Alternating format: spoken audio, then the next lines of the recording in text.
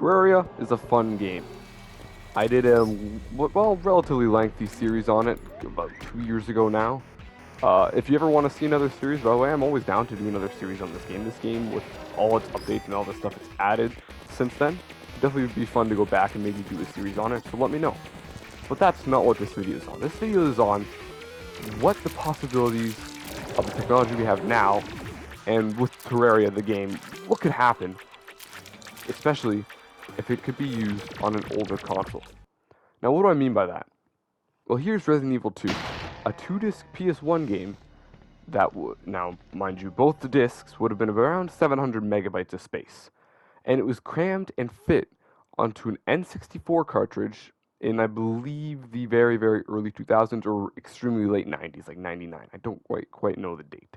But it was crammed onto an N64 cartridge of 64 megabytes of space, meaning it was shrunk roughly 10 times down. I mean, if it was a 70 megabyte, then it was 10 times, so a little bit over 10 times down. That's how much this game was shrunk to fit onto this cartridge. And it looks and plays pretty well. It's obviously slower, its audio quality is a little bit worse, and its resolution is worse, but it plays fine and is maybe considered a better way to play the original game, considering it adds stuff like different blood colors and X files, which are hidden files with more data. It's definitely maybe the best way to play it, even if it is a little bit slower. Plus, I mean, it was shrunken down back then with, less technology, with a team of roughly only 20 people. 10 people from Angel Studios and 10 people from Capcom, which, I mean, maybe would have been a lot then. But still, I mean, 20 people to shrink down a game 10 times onto a much smaller storage space cartridge is insane. But now we look at Terraria, a game that's smaller than that PS1 game. It's 450 megabytes of space. So you really only have to shrink it down. Again, let's just theoretically say if it's, the 64 megabyte cartridge was, rounded to 70, you'd only really have to shrink it down just under 7 times. So I guess just over 6 times, because it is 64 megabytes, obviously. Could it work? That's, I don't know how coding works at all. I don't know how game developing works at all. But it's always been on my mind, considering the amount of the controller, the N64 controller here, all its buttons and its layout, is almost perfect for a game like Terraria. And that's what I'm going to talk about today. Is it possible?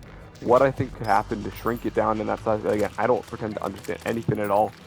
My understanding would be they'd have to, shrink down the resolution, make it worse, make the audio a bit worse, obviously take a lot of the stuff out of the game.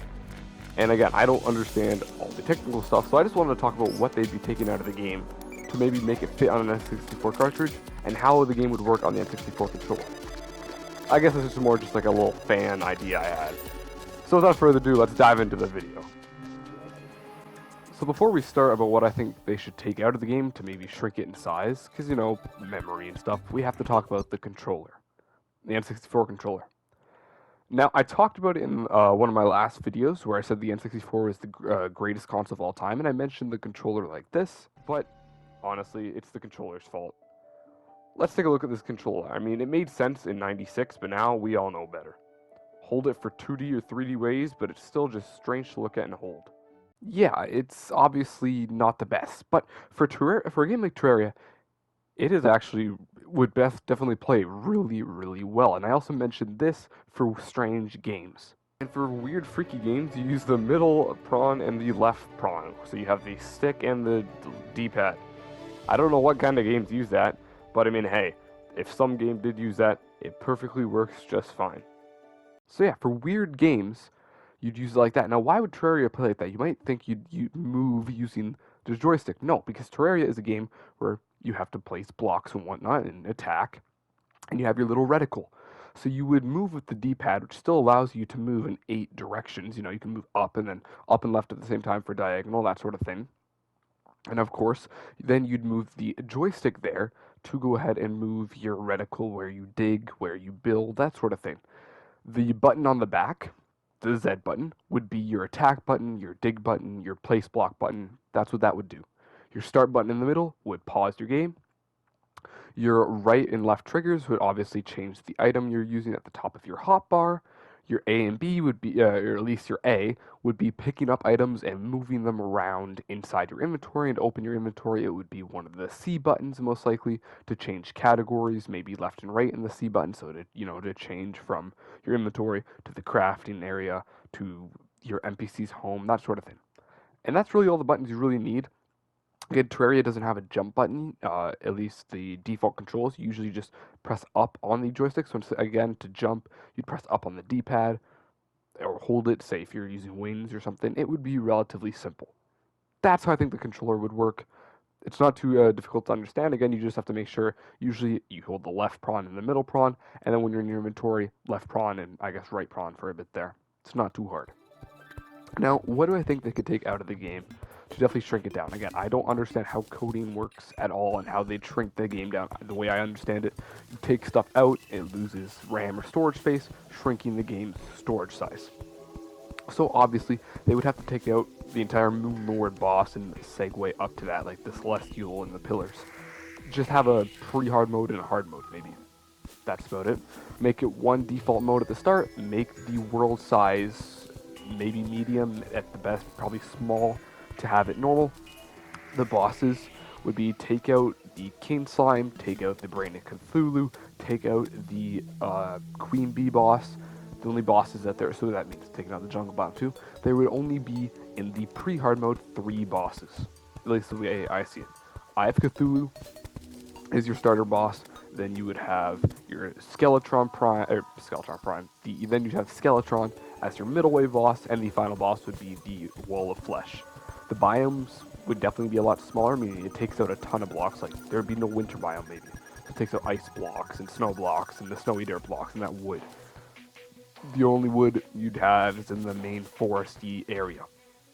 You would only have the beach then as well, and the water. Then you would have the caves, and of course the underworld. Those are really the big biomes I think you would need. Of course, your final boss being the Wall of Flesh. Once you defeat that, it unlocks maybe another 3 bosses to pre-hard mode.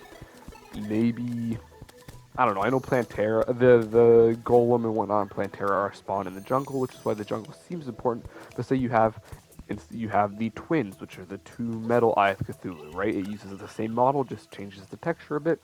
It would definitely keep the RAM lower. Of course, your final boss would be Duke Fishron, which is where, you fish, and maybe they would take down a bunch of fish out of the game, but the one fish that's still in the game is used to, or the truffle, I guess, is used to spawn in Duke Fishron. Again, I don't know what I would do for a middle boss. Maybe, your middle boss could be another metal mechanic boss. Maybe you just have that temple where the golem spawns in, like the dungeon thing, spawn in somewhere else, just normally in the caves. It wouldn't be too hard to do again. Your NPCs, you're taking out a lot of NPCs. Obviously, a lot of the hard mode NPCs. If there's definitely gonna be no way for the goblins to work. So no goblin NPC, meaning no rocket boots, no Tinkerer's workbench, that sort of thing. So the game would obviously be a lot slower paced.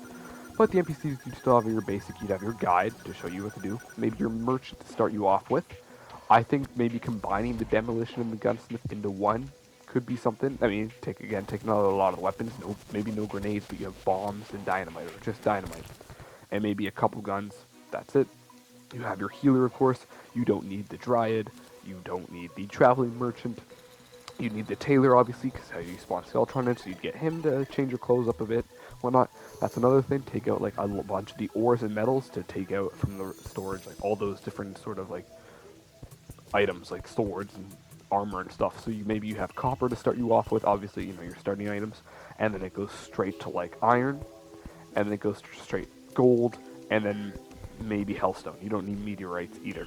So the 4 basic metals, when you go to the hard mode, maybe it goes right to, I don't know, say to start off cobalt, and then like platinum, then titanium or adamantium, one of those 2 strong ones, and then maybe the best metal in the game would be that hollowed metal that you can only get, I believe, from beating in normal Terraria the twins, the destroyer, and the Skeletron Prime. So maybe when you kill them, maybe you have to fight them a couple times just to get a full set, and eventually Excalibur, for example. So yeah, 4 or 5 ores per mode would be good, instead of like the 20 or something we have. Again, it means no corrupt though, none of the blood area for the Brain of Cthulhu. Again, take those biomes out, as I said. A lot of the items you don't need all those extra wood types. I mean, you maybe just have one wood chair, one wood table. It would definitely make it easier to have.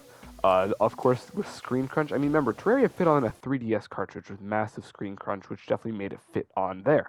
So if it were to fit onto the N64 cartridge, screen crunch a bit, zoom it in a little bit more, that sort of thing. Take out the floating islands to, again, lower the space.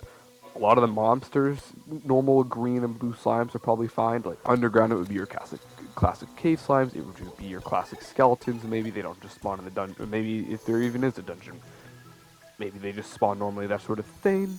Of course, I know all this could fit onto an N64 cartridge and work on an N64, but I'm just saying, for the time back then, in like the late '90s, really early 2000s, this is how this I feel like would fit and work. Your underworld monsters, of course, take up the bones from it. Just maybe have the hellbats and the demons. The one normal type of demon, and then the other type would have the little voodoo doll thing that's what you use to spawn in the wall of flesh. Again, it's just about taking out a lot of stuff, taking out a lot of the soundtracks, taking out a lot of the backgrounds. One cave background, one hell background, one normal sky background, and maybe an ocean background. So 4 backgrounds total. It's not too difficult. So to summarize once more, the mobs would be green and blue slimes during the day, and then up in the forest area, and then zombies at night with the little mini eyes. Then in the cave, it would most likely be bats, bigger mother slimes or whatnot, and maybe heck throw zombies in there too to fit something else. So maybe they have a little bit more armor; they're stronger. In hell, it would of course be something like the demons that carry the voodoo dolls, and then the hell bats. Maybe in water, maybe add sharks, or maybe just keep water plain and you just drown, that sort of thing. The only biomes that would be with the normal overworld with forest and whatnot, the beach area, that's where you get your sand and whatnot, and the little ocean. There would be the hell area, and then of course the dungeon. Those would be your 4, I guess, biomes or sections to the world.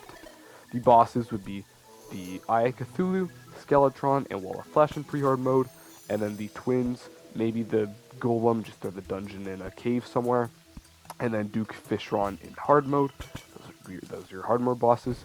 Your ores consist of copper, iron, gold, and then hellstone for pre-hard mode, and then maybe cobalt, titanium / adamantium, one of the two, and then the hollowed ore during the hard mode. That would be the best stuff. That's how you get your best armor, your Excalibur, which would most likely be the best weapon, something like that.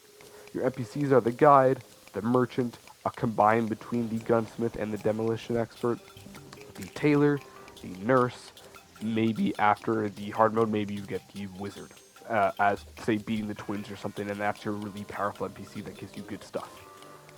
That's pretty much just to summarize there. Again, I think this would be really cool if it was possible back then. I mean, again, I think Terraria could absolutely have fit 20 years ago onto an N64 cartridge. This is just a goofy theory video I wanted to throw out there because I was interested in it. But again, if you guys want to see a Terraria series, let me know down below in the comments. And we want to reach hopefully 200 subscribers by the end of the year. We're getting really close here. We're just over 180. So by the end of the year, hopefully 200. But I hope you guys did enjoy nonetheless. Maybe leave a like, maybe leave a nice comment down below, maybe hit that subscribe button, dang that little bell, and I'll see you guys next time for another random video. Bye guys!